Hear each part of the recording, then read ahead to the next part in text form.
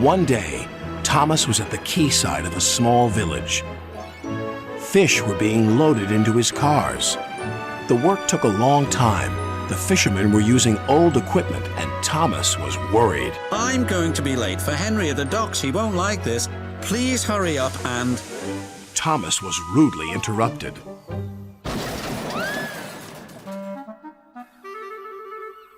His driver and fireman laughed. Phew! What a pong! He was glad when they were speeding along the beautiful coastal run. Then they saw a man waving a red flag.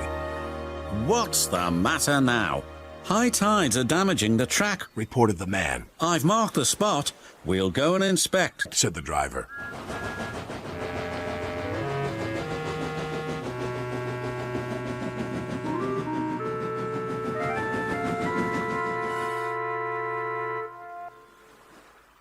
It would be dangerous for heavy engines like Henry, agreed the driver. But for Thomas, it's safe enough. The guard left a red oil lamp by the damaged track to warn engines. When we get to the docks, I'll tell them to close the line.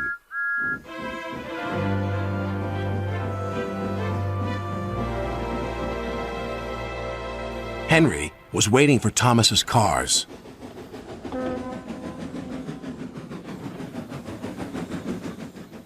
Pah! You're late. That smell is making me ill.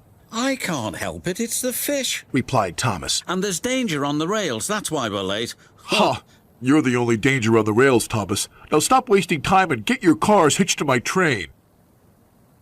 Thomas's driver and fireman were in the yardmaster's office when they heard Henry's whistle. He was steaming out of the station with his long, heavy train called the Flying Kipper.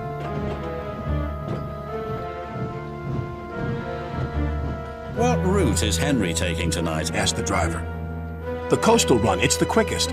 But I told you, that's dangerous for a big engine like Henry. The yardmaster quickly phoned the signalman. Henry roared past the signal box. I'll soon make up for lost time.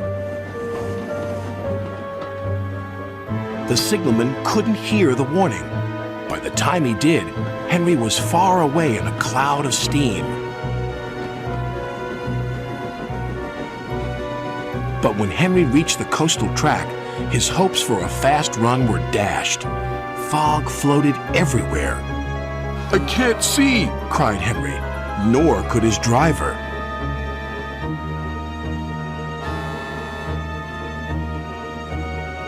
And when he could, it was too late.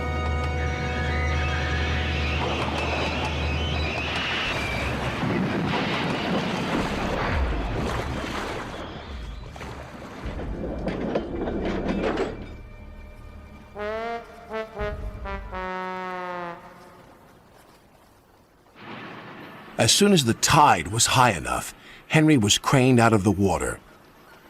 Engines don't swim, Henry. You were meant to deliver fish, not swim with them. You should know that by now. Yes, sir. I'm sorry, sir. When Henry arrived at the docks, Cranky the Crane looked down on him. My, Henry, I expect you'll have some fishy tales to tell, but take my advice, have a long hose down first. But there was worse to come. Look, they've caught all this fish and a green whale, too. It's not a whale, it's a monster. Henry was most upset. Thomas now felt sorry for Henry. Come on, your driver says it's time for a nice hot washdown. Then you'll feel much better. And Henry did. I'm sorry I was rude to you, Thomas. Oh, that's all right. But can you smell something? What? Fresh air. Oh, yes, replied Henry happily.